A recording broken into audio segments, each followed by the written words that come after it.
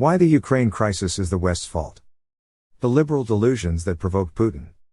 Foreign Affairs Volume 93, Number 5, September/October 2014. John J. Mearsheimer.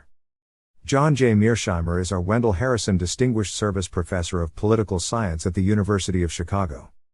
According to the prevailing wisdom in the West, the Ukraine crisis can be blamed almost entirely on Russian aggression. Russian President Vladimir Putin, the argument goes, annexed Crimea out of a long-standing desire to resuscitate the Soviet Empire, and he may eventually go after the rest of Ukraine, as well as other countries in Eastern Europe. In this view, the ouster of Ukrainian President Viktor Yanukovych in February 2014 merely provided a pretext for Putin's decision to order Russian forces to seize part of Ukraine. But this account is wrong. The United States and its European allies share most of the responsibility for the crisis. The taproot of the trouble is NATO enlargement, the central element of a larger strategy to move Ukraine out of Russia's orbit and integrate it into the West. At the same time, the EU's expansion eastward and the West's backing of the pro-democracy movement in Ukraine, beginning with the Orange Revolution in 2004, were critical elements, too.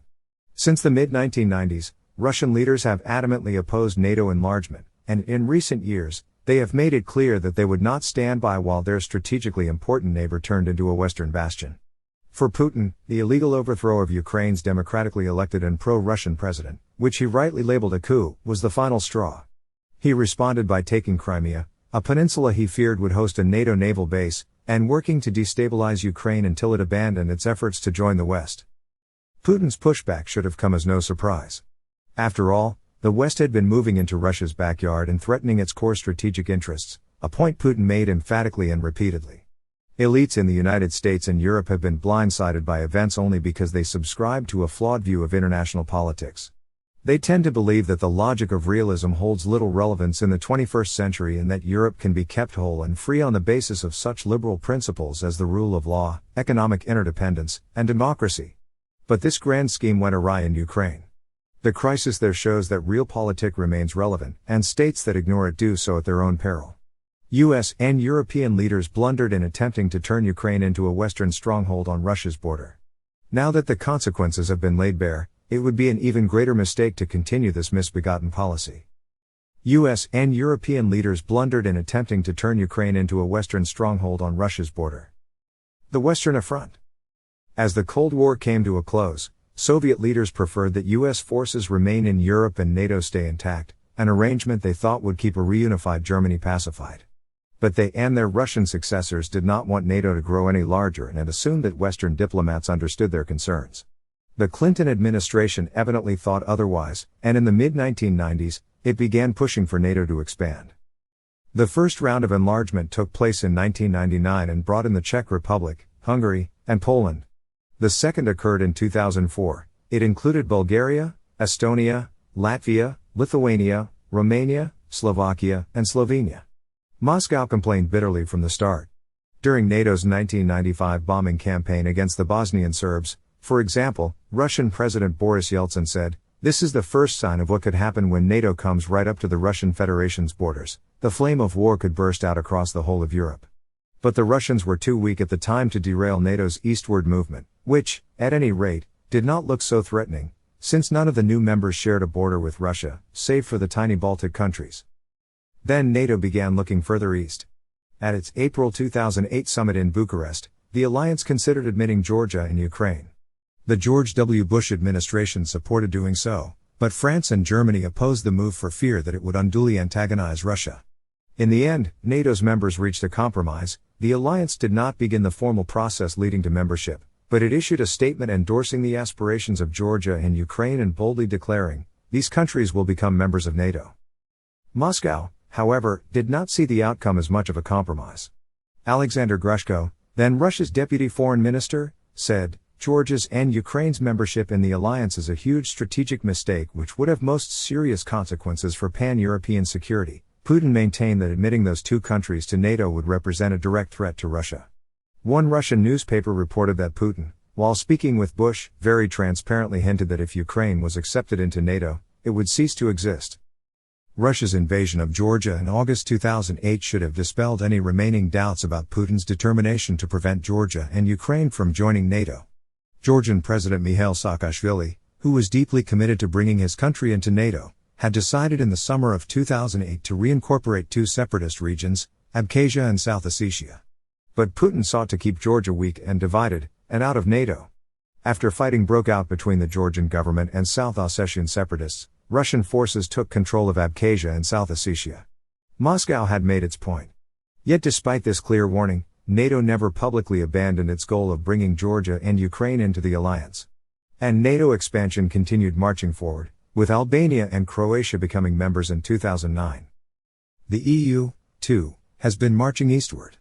In May 2008, it unveiled its Eastern Partnership Initiative, a program to foster prosperity in such countries as Ukraine and integrate them into the EU economy.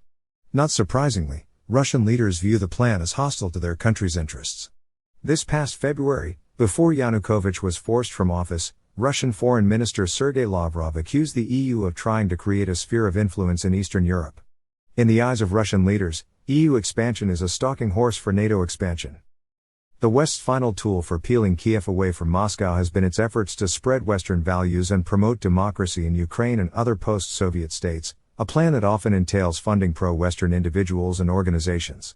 Victoria Nuland, the U.S. Assistant Secretary of State for European and Eurasian Affairs, estimated in December 2013 that the United States had invested more than $5 billion since 1991 to help Ukraine achieve the future it deserves. As part of that effort, the U.S. government has bankrolled the National Endowment for Democracy.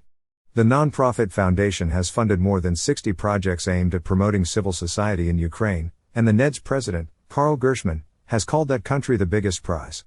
After Yanukovych won Ukraine's presidential election in February 2010, the NED decided he was undermining its goals, and so it stepped up its efforts to support the opposition and strengthen the country's democratic institutions. When Russian leaders look at Western social engineering in Ukraine, they worry that their country might be next. And such fears are hardly groundless. In September 2013, Gershman wrote in the Washington Post, "Ukraine's choice to join Europe will accelerate the demise of the ideology of Russian imperialism that Putin represents." He added, "Russians, too, face a choice, and Putin may find himself on the losing end not just in the near or abroad but within Russia itself." Creating a crisis. Imagine the American outrage if China built an impressive military alliance and tried to include Canada and Mexico. The West's triple package of policies, NATO enlargement, EU expansion, and democracy promotion, added fuel to a fire waiting to ignite. The spark came in November 2013, when Yanukovych rejected a major economic deal he had been negotiating with the EU and decided to accept a $15 billion Russian counteroffer instead. That decision gave rise to anti-government demonstrations that escalated over the following 3 months and that by mid-February had led to the deaths of some 100 protesters. Western emissaries hurriedly flew to Kiev to resolve the crisis.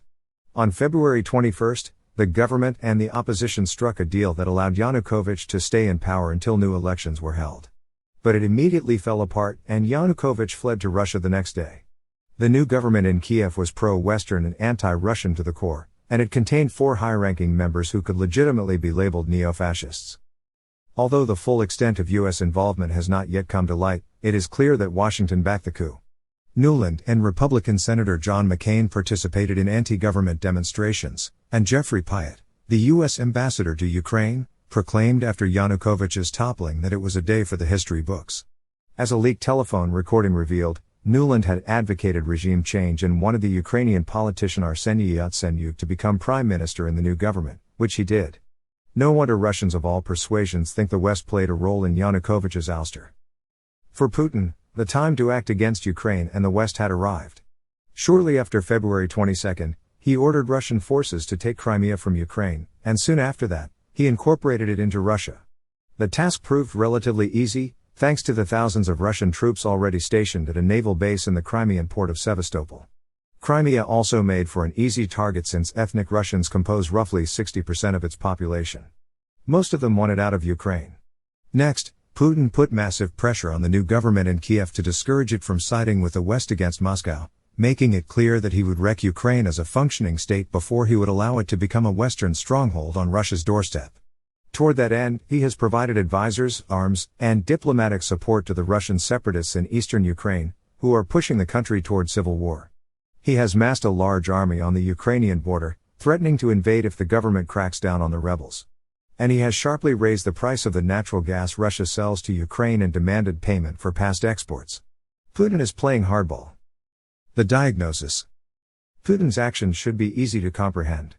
A huge expanse of flat land that Napoleonic France, Imperial Germany, and Nazi Germany all crossed to strike at Russia itself. Ukraine serves as a buffer state of enormous strategic importance to Russia. No Russian leader would tolerate a military alliance that was Moscow's mortal enemy until recently moving into Ukraine. Nor would any Russian leader stand idly by while the West helped install a government there that was determined to integrate Ukraine into the West. Washington may not like Moscow's position, but it should understand the logic behind it. This is Geopolitics 101. Great powers are always sensitive to potential threats near their home territory. After all, the United States does not tolerate distant great powers deploying military forces anywhere in the Western Hemisphere, much less on its borders. Imagine the outrage in Washington if China built an impressive military alliance and tried to include Canada and Mexico in it. Logic aside, Russian leaders have told their Western counterparts on many occasions that they consider NATO expansion into Georgia and Ukraine unacceptable, along with any effort to turn those countries against Russia, a message that the 2008 Russian-Georgian War also made crystal clear. Officials from the United States and its European allies contend that they tried hard to assuage Russian fears and that Moscow should understand that NATO has no designs on Russia. In addition to continually denying that its expansion was aimed at containing Russia, the alliance has never permanently deployed military forces in its new member states. In 2002, it even created a body called the NATO-Russia Council in an effort to foster cooperation. To further mollify Russia, the United States announced in 2009 that it would deploy its new missile defense system on warships in European waters, at least initially, rather than on Czech or Polish territory. But none of these measures worked. The Russians remain steadfastly opposed to NATO enlargement, especially into Georgia and Ukraine. And it is the Russians, not the West, who ultimately get to decide what counts as a threat to them. To understand why the West, especially the United States, failed to understand that its Ukraine policy was laying the groundwork for a major clash with Russia, one must go back to the mid-1990s, when the Clinton administration began advocating NATO expansion. Pundits advanced a variety of arguments for and against enlargement, but there was no consensus on what to do. Most Eastern European émigrés in the United States and their relatives, for example, strongly supported expansion, because they wanted NATO to protect such countries as Hungary and Poland. A few realists also favored the policy because they thought Russia still needed to be contained. But most realists opposed expansion, in the belief that a declining great power with an aging population and a one-dimensional economy did not in fact need to be contained.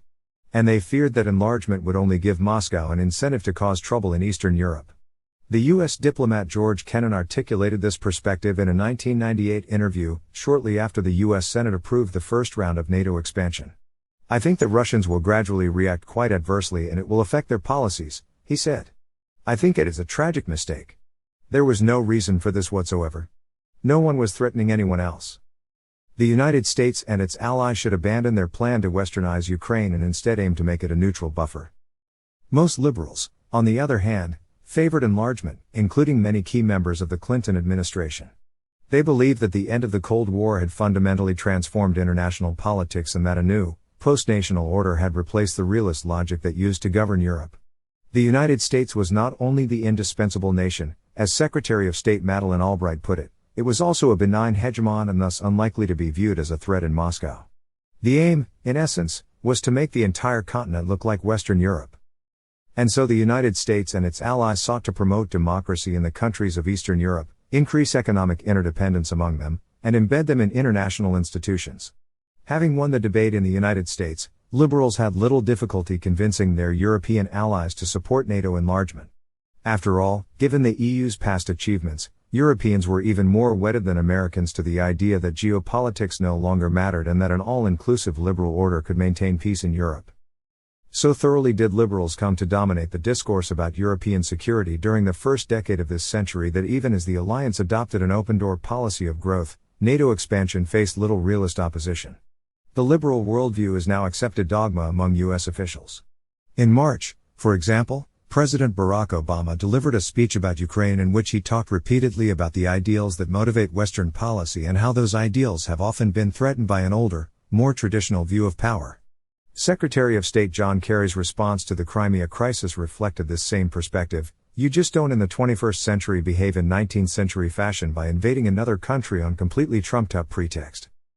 In essence, the two sides have been operating with different playbooks. Putin and his compatriots have been thinking and acting according to realist dictates, whereas their Western counterparts have been adhering to liberal ideas about international politics.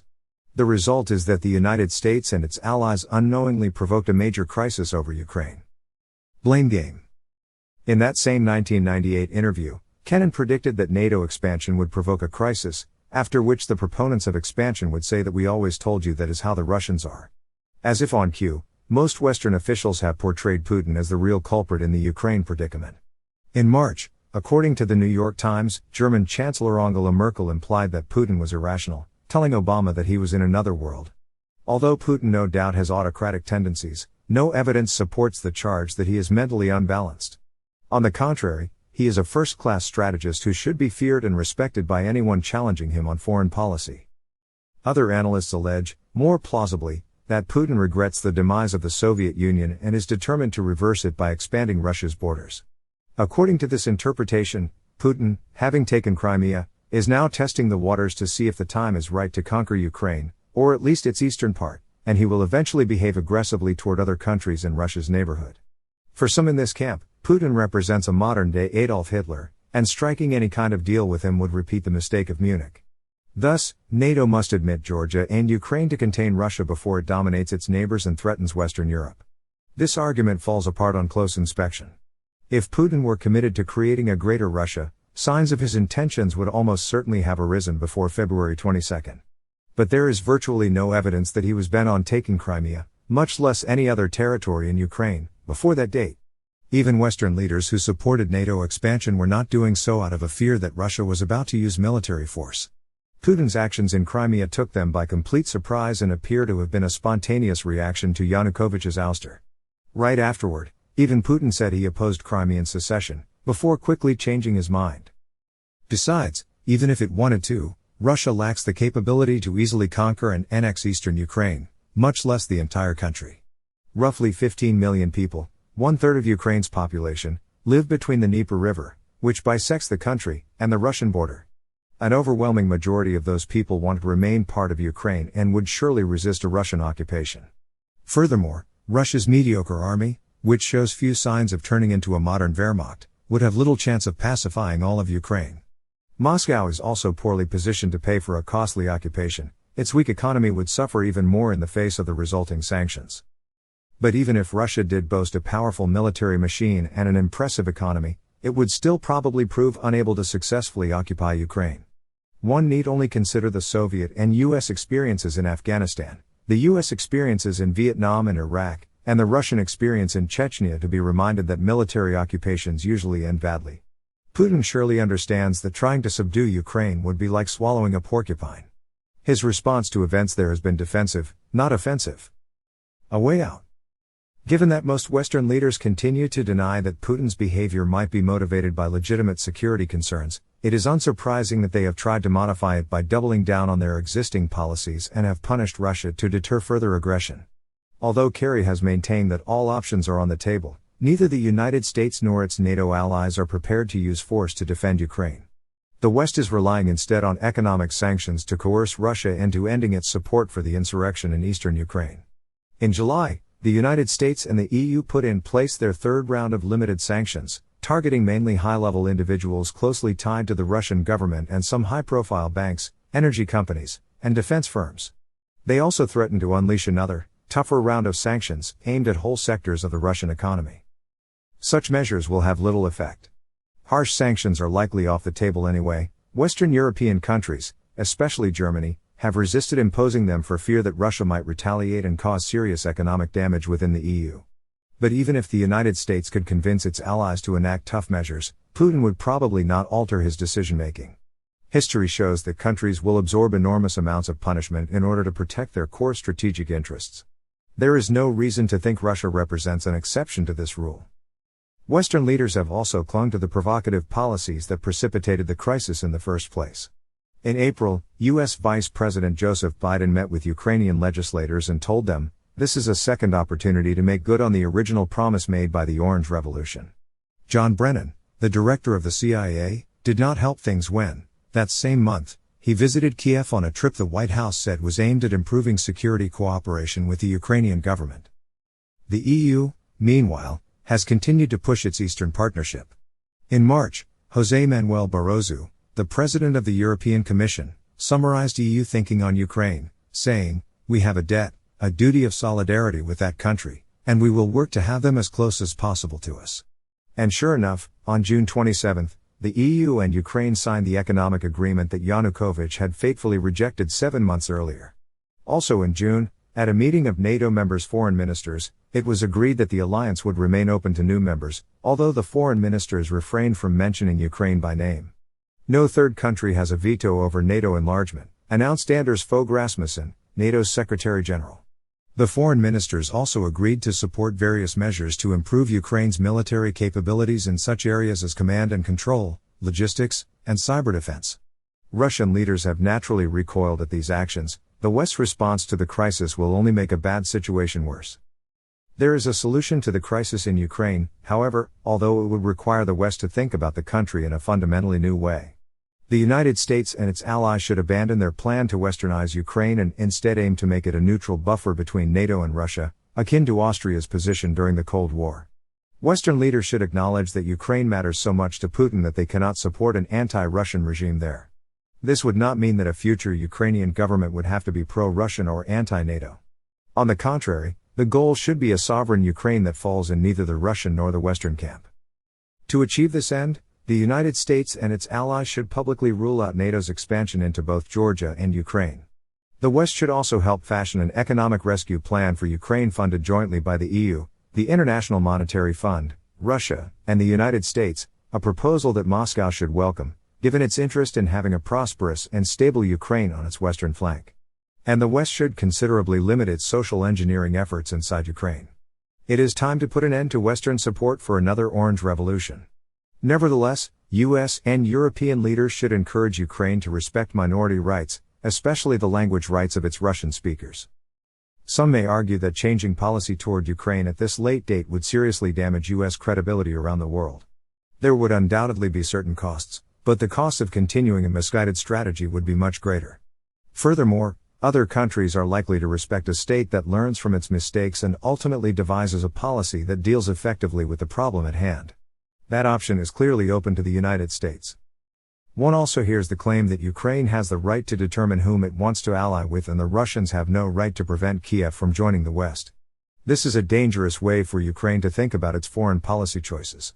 The sad truth is that might often makes right when great power politics are at play. Abstract rights such as self-determination are largely meaningless when powerful states get into brawls with weaker states. Did Cuba have the right to form a military alliance with the Soviet Union during the Cold War? The United States certainly did not think so, and the Russians think the same way about Ukraine joining the West. It is in Ukraine's interest to understand these facts of life and tread carefully when dealing with its more powerful neighbor. Even if one rejects this analysis, however, and believes that Ukraine has the right to petition to join the EU and NATO, the fact remains that the United States and its European allies have the right to reject these requests. There is no reason that the West has to accommodate Ukraine if it is bent on pursuing a wrong-headed foreign policy, especially if its defense is not a vital interest. Indulging the dreams of some Ukrainians is not worth the animosity and strife it will cause, especially for the Ukrainian people. Of course, some analysts might concede that NATO handled relations with Ukraine poorly and yet still maintain that Russia constitutes an enemy that will only grow more formidable over time, and that the West therefore has no choice but to continue its present policy. But this viewpoint is badly mistaken. Russia is a declining power, and it will only get weaker with time. Even if Russia were a rising power, moreover, it would still make no sense to incorporate Ukraine into NATO. The reason is simple. The United States and its European allies do not consider Ukraine to be a core strategic interest, as their unwillingness to use military force to come to its aid has proved. It would therefore be the height of folly to create a new NATO member that the other members have no intention of defending. NATO has expanded in the past because liberals assumed the alliance would never have to honor its new security guarantees, but Russia's recent power play shows that granting Ukraine NATO membership could put Russia and the West on a collision course. Sticking with the current policy would also complicate Western relations with Moscow on other issues. The United States needs Russia's assistance to withdraw U.S. equipment from Afghanistan through Russian territory, reach a nuclear agreement with Iran, and stabilize the situation in Syria. In fact, Moscow has helped Washington on all three of these issues in the past. In the summer of 2013, it was Putin who pulled Obama's chestnuts out of the fire by forging the deal under which Syria agreed to relinquish its chemical weapons, thereby avoiding the U.S. military strike that Obama had threatened. The United States will also someday need Russia's help containing a rising China.